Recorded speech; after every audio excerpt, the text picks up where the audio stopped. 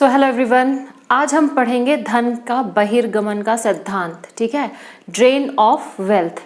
आपने पीटी के लिए अगर थोड़ा बहुत पढ़ा होगा तो आपको पता है कि किसने ये सिद्धांत लेकर के कौन आया था।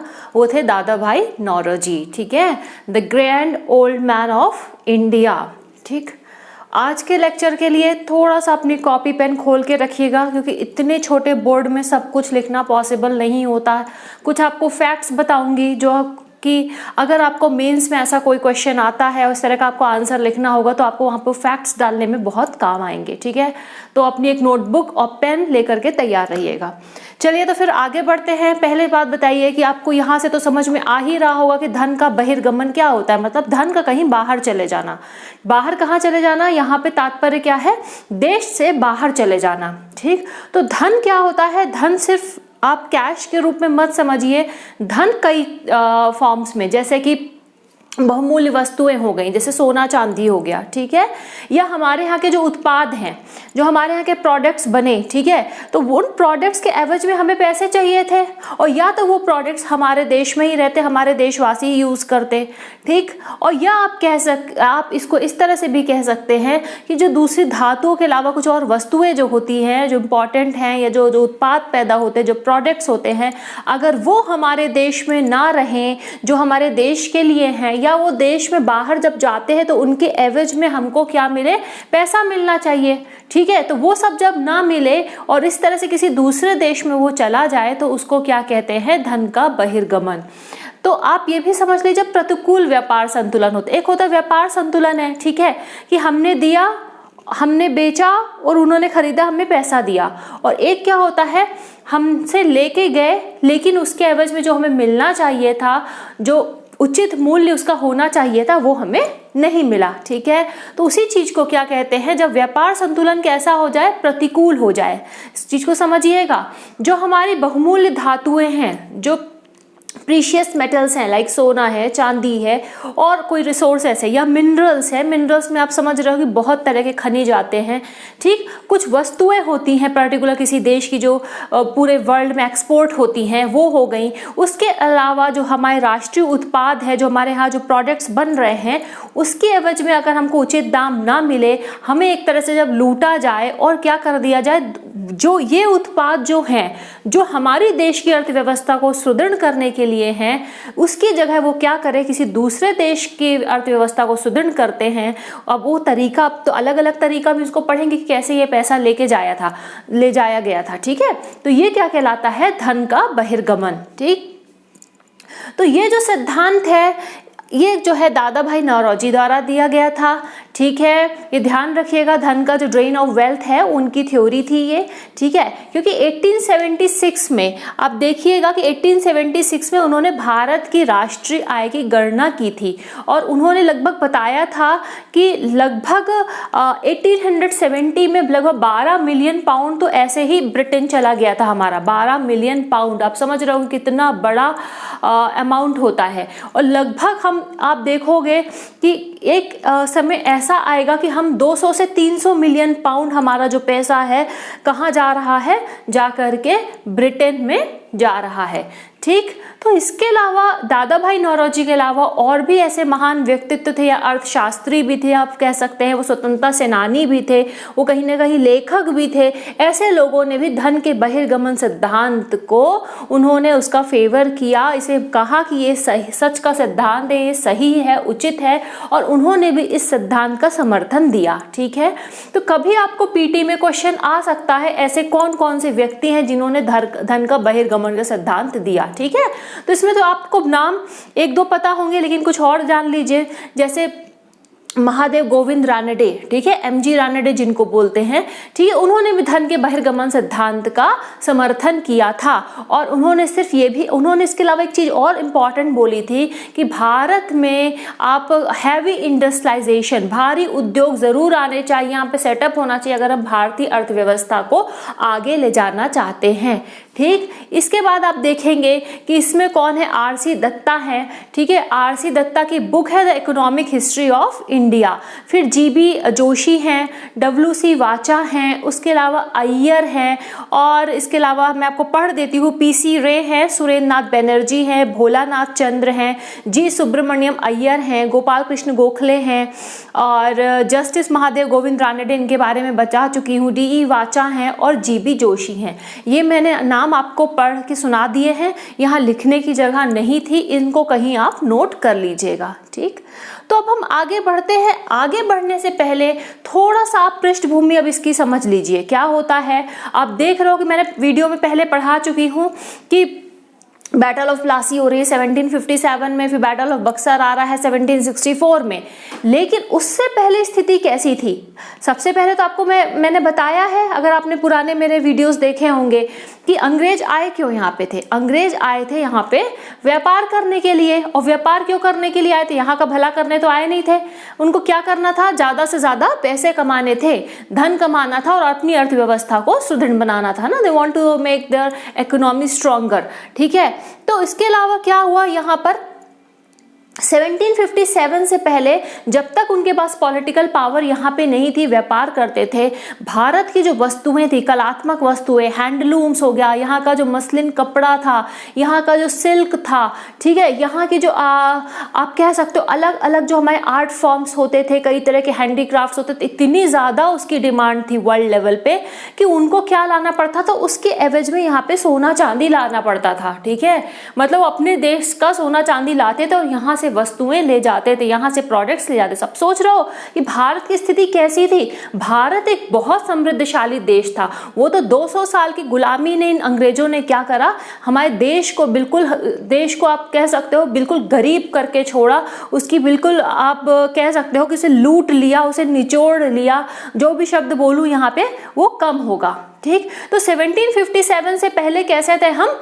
हम बहुत अच्छी स्थिति थे में, क्योंकि हमारे जो निर्यात थे वो बहुत ज़्यादा थे और उसके एवज में हमें क्या होता था, यहाँ तक कि सोना चांदी और बहुमूल्य चीज़ें मिलती थी। ठीक, इन सब चीज़ों से अंग्रेज परेशान भी थे, दिमाग में तो था उनके कि इतना ज़्यादा। इसीलिए आप देखिएगा, अगर आप पढ़ोगे तो 1720 में उन्होंने भारतीय सिल्क पर प्रतिबंध लगा दिया इंग्लैंड में, कि वहाँ से इंग्लैंड देखो कोई खरीद के नहीं लाएगा भारत का सिल्क। इतना ज़्यादा इधर पैसा जाने लगा था, इससे परेशान थे कि 1720 में वो लोग क्या कर देते हैं, बैन लगा देते हैं, प्रतिबंध लगा देते हैं भारतीय सिल्क वहाँ कहाँ पर, इंग्लैंड में। ठीक, इसके अलावा आपको एक दो फैक्ट्स और इम्पॉर्टेंट बताती हूँ जो कि आपको काम आएंगे। जब इंग्लिश यहाँ पे आए थे, ठीक है, इंडिया जब आए थे, भारत में आए थे, तो हमारा विश्व व्यापार में जो प्रतिशत था वो कितना था? वो लगभग हम 23% था। आप इमेजिन कर सकते हो, आज भी हमारा वो लेवल कभी नहीं पहुंच पा रहा अभी भी। ठीक है, हम 23%, जो वर्ल्ड जो ट्रेड था उसमें हमारा लगभग हिस्सा 23% था। और जब ये 1947 में गए हैं तो हम 4% से भी कम में आ गए थे। अब आप कह सकते हो कि क्या स्थिति उन्होंने हमारी पहुंचा दी। ठीक, तो ये सब सिद्धांत बहुत अच्छे से समझिए। कभी अगर आप विकिपीडिया जाएंगे ना, कई उस तरह ऐसे क्वेश्चंस वहाँ पे भी देखने को मिलेंगे।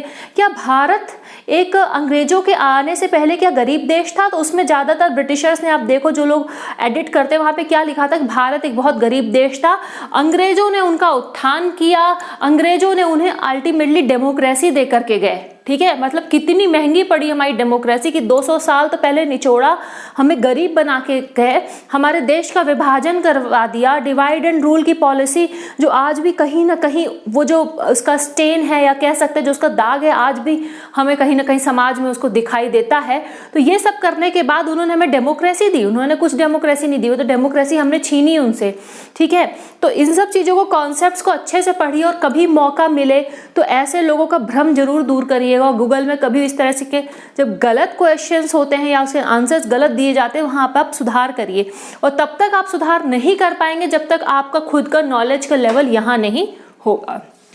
सॉरी, ठीक है, तो मैंने आपको बता दिया कि क्या था, जब ब्रिटिश आए थे तब हम 23% थे विश्व व्यापार में, और जब वो गए तो हम 4% से नीचे चले गए। ठीक, और यहाँ तक कि 19वीं शताब्दी के अंत में आप देखिएगा 19वीं शताब्दी के अंत में भारत ब्रिटिश सामानों का, ब्रिटिश उत्पादों का सबसे बड़ा मार्केट था, सबसे बड़ा, ठीक है। हम बहुत बड़े आयातक बन गए थे, एक निर्यातक की जगह हम क्या बन गए, आयातक बन गए, ठीक है। अभी डी इंडस्ट्रियलाइजेशन का एक चैप्टर अलग से पढ़ाऊंगी, तो उसमें आपको मैं बताऊंगी कि किस तरह से हम डी इंडस्ट्रियलाइज हुए, कि हमारे यहाँ उद्योग कैसे थे, काफी बहुत बढ़िया फ्लोरिश थे, बहुत बढ़िया स्थिति में थे हमारे उद्योग, लेकिन उन उद्योगों को क्या कर दिया गया, क्रम बाई क्रम इन अंग्रेजों ने पूरी तरह से उसको तोड़ दिया, जिसको कहते हैं विऔद्योगीकरण, ठीक है। लेकिन फिलहाल हम ड्रेन ऑफ वेल्थ थ्योरी पढ़ रहे हैं, इसलिए हम यहाँ पे ही कंसेंट्रेट करेंगे, ठीक। थोड़ा सा कुछ फैक्ट जान लीजिए, वैसे दादा भाई नौरोजी के बारे में अलग से भी पढ़िएगा। यह सिद्धांत दादा भाई नौरोजी द्वारा दिया गया था, ये ध्यान रखिएगा, प्रथम भारतीय थे जो ब्रिटिश कॉमन्स, उस समय ब्रिटिश जो पार्लियामेंट है वहां पे उनके लिए चुने गए थे। कौन सी पार्टी के टिकट से चुने गए थे, लिबरल पार्टी के टिकट से चुने गए थे। इनकी बुक फेमस है poverty and un British rule of India, ठीक है, मौका मिले तो जरूर पढ़िएगा। पेपर इनके जो थे, रिसर्च पेपर जो थे, एक English debt to India and wants and means of India, ये आपको पीटी के हिसाब से इंपॉर्टेंट है। इनका न्यूज़पेपर था रस्त गुफ्तार और उसके अलावा वॉइस ऑफ इंडिया। इन्होंने एक संघ बनाया था ब्रिटेन में जिसको बोलते हैं east India association, east India association, ठीक है। ये तो हुए दादा भाई नौरोजी के बारे में फैक्ट्स, ठीक। अब हम धन का बहिर्गमन सिद्धांत, अब हमने ये जान लिया कि क्या है सिद्धांत, किसने दिया, उसके अलावा धन के बहिर्गमन सिद्धांत को किसने किसने और उन्होंने इसका समर्थन किया, उनके भी नाम हमने यहाँ पे बता दिए, ठीक। अब इसके बाद देखिएगा बहिर्गमन, ऑब्वियस है कुछ चीजें आपको दिखाई देती है, कुछ चीजें नहीं दिखाई देती। तो जो सामने दिखाई देती थी, जो हाँ हमारा धन ऐसे बहते हुए जा रहा है, वो क्या है, प्रत्यक्ष, और कुछ जो नहीं दिखाई देती हैं लेकिन वो जा रही हैं, वो अप्रत्यक्ष, ठीक है। तो ड्रेन, कई बार दादा भाई नौरोजी ये भी कहते थे, एक नाला है जिसमें भारत की पूरी संपत्ति जो है, वो जो पूरी जो धन है वो जा रहा है, इसमें बह करके कहाँ मिल रहा है, जा करके थेम्स नदी जो है इंग्लैंड में, वहां जाता है ये नाला, ठीक है। इस तरह से उनका कहना था। तो प्रत्यक्ष, एक होता है प्रत्यक्ष लूट और एक होता है व्यापार। तो प्रत्यक्ष लूट कैसे किया, अब धीरे धीरे आप देख लो अपने राजनीतिक जो उन्होंने अपनी शक्तियों का विस्तार किया, और विस्तार करने के बाद क्या कर रहे हैं, एक के बाद एक राज्यों पे वो कब्जा करते जा रहे हैं, और वहां का जो कोष होता था राज्य का, उसको लूट ले जाते थे। और मैंने बताया है जहाज में भरते थे, मतलब लिटरली वो बोरों में भर के यहाँ से सोना चांदी हीरे मोती रुपया जो जो मिलता था ले करके जाते थे, ठीक। और दूसरी तरफ क्या हुआ, व्यापार। तो व्यापार क्या करते थे, अब उनके पास में शक्ति आ गई थी, ठीक है। जिस चीज का सपोज करिए मूल्य 10 रुपए देना चाहिए था अंग्रेजों का, उसका वो 5 पैसा या 10 पैसे में जबरदस्ती लेकर के जाते थे और उसे कई गुना मूल्य में बाहर बेचते थे। तो इस तरह से व्यापार करते थे। तो व्यापार तो हमें दिख रहा था कि हमसे सामान इस तरह से सस्ते में खरीद रहे हैं, हमें डरा धमका के परेशान करके, और उसके बाद ये क्या कर रहे हैं, इससे जा करके धन कमा रहे हैं, ठीक है। तो ये जो धन कमा रहे हैं, ये भी क्या है, व्यापार के माध्यम से ये होता था प्रत्यक्ष चीजें, ठीक, जो हमें दिखाई देती थी। अब इसके बाद कौन सा है, अब आप देखोगे कि अप्रत्यक्ष क्या था। तो अप्रत्यक्ष में वो था जो हमें दिखाई नहीं देता था, उसको समझने की आवश्यकता है।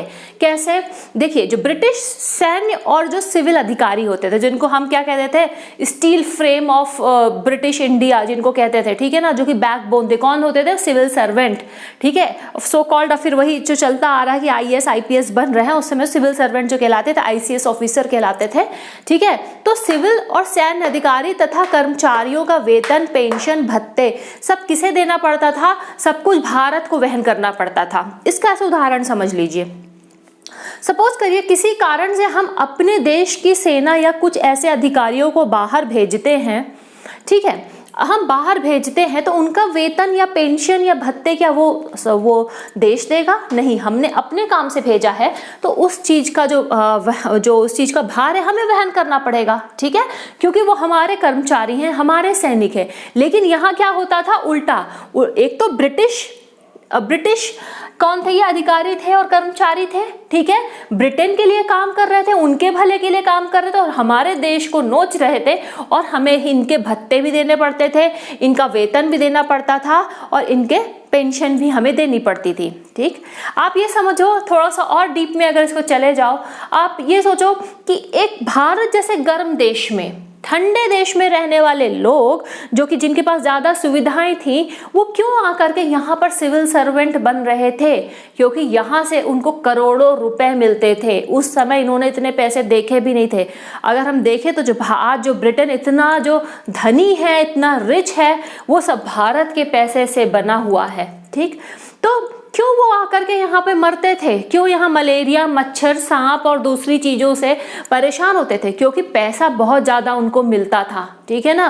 तो इस वजह से बहुत ल्यूक्रेटिव जॉब था, बहुत आकर्षक जॉब था भारत में आकर के वहां का सिविल सर्वेंट बनना, वहां पे सैन्य अधिकारी बनना। इसलिए लोग भगे भगे आते थे वहां से ब्रिटेन, वो गोरे, और आकर के यहाँ पर क्या करते थे? शासन चलाते थे। ठीक, ब्रिटेन के सिविल तथा सैन्य विभागों की खरीदारी।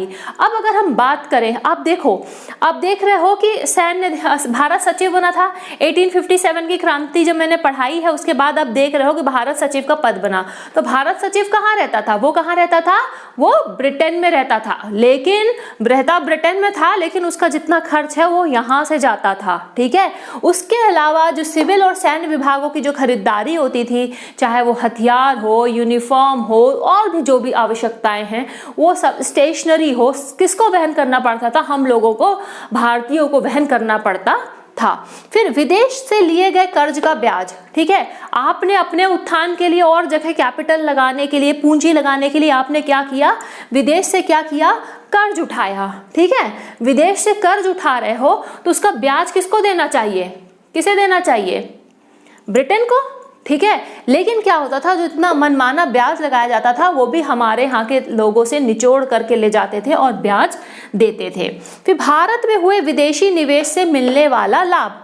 ठीक, अब भारत में लोग आए, उनको बुलाया गया, जैसे हम आजकल बुलाते हैं ना निवेशक को कि आइए आइए हमारे देश में निवेश करिए। उस समय भी ब्रिटेन ने यही किया। आपको मैंने पढ़ा चुकी हूँ कि किस किस में ये लोग मेनली निवेश करते थे। माइनिंग, जैसे कोल ओल है, उत्खनन में करते थे, जिसको खनन बोलते हैं। ठीक है, उसके अलावा जो चाय के बागान होते थे, कॉफ़ी के बागान होते थे, रबर होता था, इंडिगो होता था, शिपिंग होता था, रेलवे होता था, इसमें क्या करते थे? विदेशी निवेश को आकर्षित करते थे। ठीक, तो जब ये हमारी जब संपत्ति, हमारे यहाँ का जो आप कह सकते हो जो संपदा है, जो रिसोर्सेस हैं, उसका जब दोहन कर रहे हैं, तो उससे जो प्रॉफिट मिला तो भारतीय जनता के लिए यूज होना चाहिए था, उनके उत्थान के लिए, है ना, उनके कल्याण के लिए। तो ऐसा नहीं होता था। ये जो भी धन कमाते थे ये फिर से कहाँ ले जाते थे?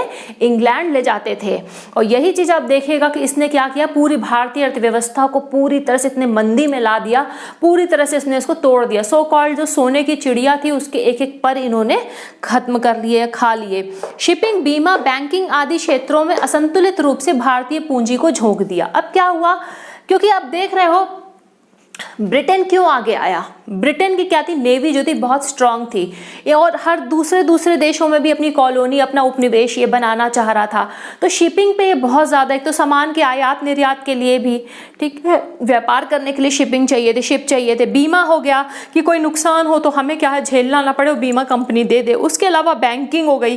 तो इन सब चीज़ों में क्या हुआ, भारतीय पूंजी को जबरदस्ती ला करके यहाँ पर पे झोंक दिया गया, जो कि भारतीय लोगों के लिए यूज होना चाहिए था, लेकिन वो क्या कर दिया गया, यहाँ पे झोंक दिया गया।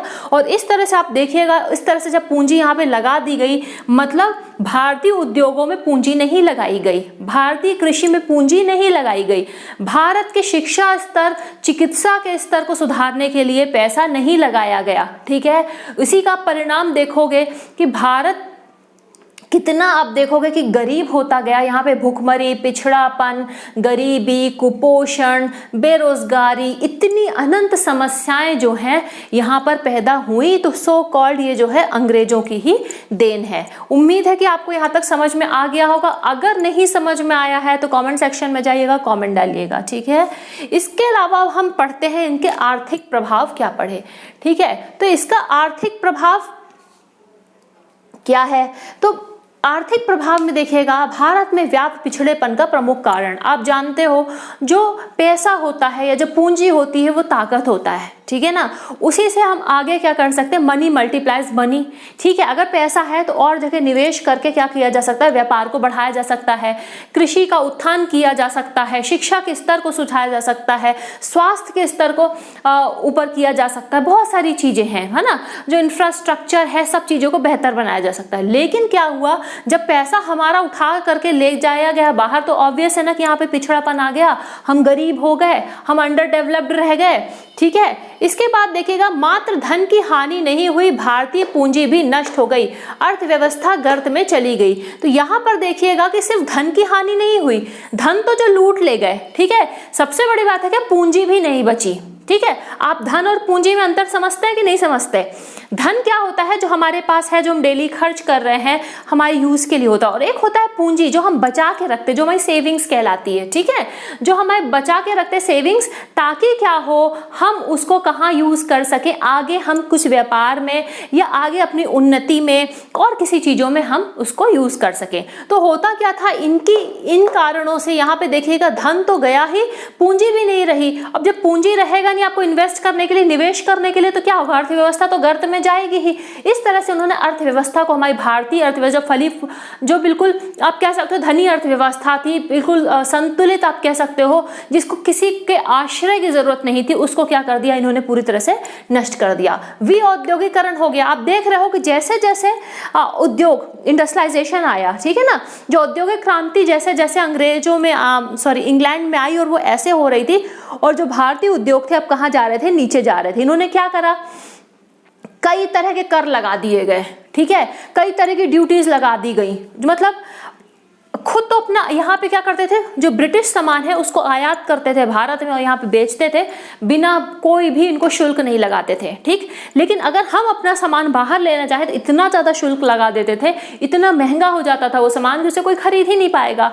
और दूसरे तरीके से भी इन लोगों ने क्या किया, उद्योगों को नष्ट किया। सिर्फ कर लगा करके, शुल्क लगा के नहीं, दूसरे तरीकों से भी इन्होंने मार के, उसके बाद और तरह से शक्ति यूज करके, जो हैंडीक्राफ्ट्स होते थे, जो लोग बनाते थे, जो हैंडलूम्स में थे, सबको इन्होंने नष्ट करते गए। बहुत सारे तरीके हैं, उसको हम दूसरे चैप्टर में कवर करेंगे। तो देखिएगा विऔद्योगीकरण हो गया, मतलब हमारे उद्योग जो है नष्ट हो गए। अब आप खुद समझो कि उद्योग जब नष्ट हो जाएंगे तो क्या होगा, गरीबी हो जाएगी, बेरोजगारी हो जाएगी, और गरीबी बेरोजगारी से क्या होगा, आर्थिक विषमता, सामाजिक विषमता, उसके अलावा मानसिक शारीरिक हर रूप से इंसान क्या हो जाता है, वो टूट जाता है। इस चीज को समझिएगा, ठीक। तो विऔद्योगीकरण के आप देखिएगा इसके बहुत बुरे परिणाम आए। एक तो हमने अपनी कई तरह की कला संस्कृति खो दी, लोग बेरोजगार हो गए, कृषि पे बहुत ज्यादा दबाव हो गया, क्योंकि उद्योग जब नष्ट होते हैं तो क्या होगा, कृषि पे दबाव बहुत ज्यादा बढ़ जाएगा। ये सब चीजें आप देखोगे।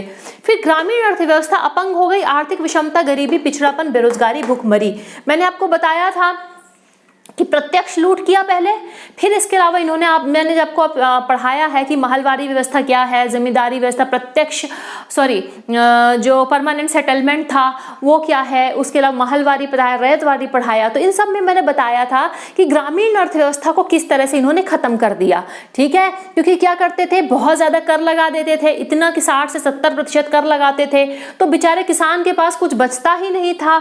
उसके अलावा क्या करते थे, ये लोग सस्ते दामों में, बहुत सस्ते दामों में इनके उत्पाद खरीदते थे और इनसे जबरदस्ती कई बार नकदी फसल वाली खेती कराते थे। और कई बार किसान भी बेचारा ज्यादा पैसे कमाने के चक्कर में उसको लगता था हम नकदी फसल करें, और नकदी फसल में उसको घाटा हो जाता था और साहूकारों से पैसा उठाता था, और इस तरह से क्या होता था, उसकी जो जमीन है, उसका जो संपत्ति, चल अचल संपत्ति सब नष्ट हो जाती थी, है ना। तो आप दूसरी तरफ क्या होता था, जो ग्रामीण अर्थव्यवस्था थी उसको पूरी तरह से इन्होंने खत्म कर दिया। अगर आपने मेरा वाला चैप्टर नहीं पढ़ा है, जहां मैंने बताया है कि ब्रिटिश काल की भू राजस्व व्यवस्था कैसी थी, तो प्लेलिस्ट में जाइएगा, प्लेलिस्ट में जहां पे लिखा है हिस्ट्री इन हिंदी माध्यम से, वहां पर आपको ये सब वीडियोस अच्छे से मिल जाएंगे, तो आप चीजों को बेहतर समझ पाओगे, ठीक। तो आर्थिक विषमता, गरीबी, पिछड़ापन, बेरोजगारी, भुखमरी, ये सब आप देखिएगा, आप सब चीजें रिलेटेड हैं, किस तरह से यहाँ पर इसका प्रभाव देखने को मिल रहा। अब इसके बाद हम पढ़ेंगे राजनीतिक प्रभाव, ठीक। तो राजनीतिक प्रभाव क्या हुआ, अब एक आर्थिक राष्ट्रवाद का उदय होगा। कैसे, अब लोगों को समझ में आने लगा। पहले तो क्या है, हमारे देश में कुछ प्रॉब्लम है, हम अपनी संस्कृति के बारे में गौरव नहीं महसूस करते। हमको अभी भी कोई गोरा इंसान दिख जाएगा तो हमें कहीं ना कहीं फीलिंग आती है वो हमसे श्रेष्ठ है। ये प्रॉब्लम है इंडियंस में, आई थिंक, आप लोग मानो या ना मानो, ठीक। तो उस समय भी यही था, कहीं ना कहीं हमने अपनी संस्कृति को क्या किया, हम अपने मूल को हम भूल गए और बहुत सारी अंधविश्वासों में, कुरीतियों में पड़ गए। और क्या किया, जब ये अंग्रेज आए तो हमें क्या लगा, इनकी संस्कृति श्रेष्ठ है, ये हमसे ज़्यादा उच्च है, हमारा श्रेष्ठ है। तो हमने क्या करे, कहीं ना कहीं उनके प्रभाव में आ गए और प्रभाव में आते आते अपने चीज़ों पर विश्वास नहीं रखा और उनकी संस्कृति पे ज़्यादा हमें कहीं ना कहीं आकर्षित हम हो गए। ठीक है, तो अब क्या होगा, आर्थिक राष्ट्रवाद का उदय हुआ। अब लोगों को यहाँ पे देखिएगा समझ में आने लगा कि नहीं, ये अंग्रेज कोई हमारा भला करने नहीं आया, ना ही ये श्रेष्ठ हैं, ये तो वास्तविक रूप से आप देखोगे कि पूरे इनके वैचारिक रूप से ही कैसे हैं वो निकृष्ट थे वो, क्योंकि ये इंसानियत नहीं कहलाती, इंसानियत नाम की चीज नहीं थी। जिस तरह से उन्होंने भारत का शोषण किया, और इतने सारे उदाहरण हैं, कितने सारे लोगों को, लाखों लोगों को जबरदस्ती, आप सोचो कि भूखा मार डाला, किसी को जान के मारा, कितनी यातनाएं दी, जो कि अब हिस्ट्री पढ़ोगे तो ये सब तो आपको पढ़ना ही है। ठीक, तो अब समझ में आने लगा कि अंग्रेज हमारा उत्थान करने नहीं आए हैं, ये सिर्फ हमें नष्ट करने आए हैं। ठीक है ना, अब लोग समझने लगे अच्छा इस तरह से हम गरीब हो रहे हैं, हम गरीब क्यों हो रहे हैं, हमारा पैसा कहाँ जा रहा है, उस नाले में जा रहा है और नाले के माध्यम से वो इंग्लैंड में पहुंच रहा है। ठीक, अब लोगों के अंदर थोड़ा सा एक भाव आएगा कि हाँ अब हम समझ रहे हैं इस चीज को, जागने लगे कि अब हम गरीब क्यों हो रहे हैं।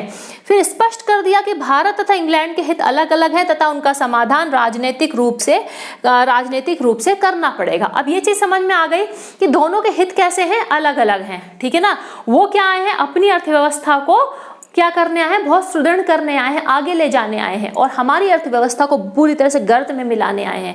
तो अब इसका जो सोल्यूशन है क्या था, राजनीतिक सोल्यूशन क्या था, मतलब हम आजाद हो जाएं, इनके वर्चस्व से, इनके शासन से अब हमको क्या चाहिए थी, आजादी चाहिए थी। अब यहीं से देखिएगा एक आर्थिक राष्ट्रवाद का उदय होगा। अब लोगों के मन में धीरे धीरे जो पीड़ाएं हैं, संवेदनाएं हैं, अब क्या हो जाएंगी, आपस में लोगों को जोड़ेंगी, जो कि मैंने 3rd पॉइंट में लिखा है कि आर्थिक पिछड़ेपन तथा गरीबी ने लोगों को आपस में जोड़ने का काम किया। अब क्या हुआ, सबकी तकलीफ एक थी, सबका दुश्मन एक था, लोग अब जुड़ गए। अब धीरे धीरे से इसने सीमेंट का काम किया, अब लोग जुड़ रहे हैं, एक बेस बना रहे हैं।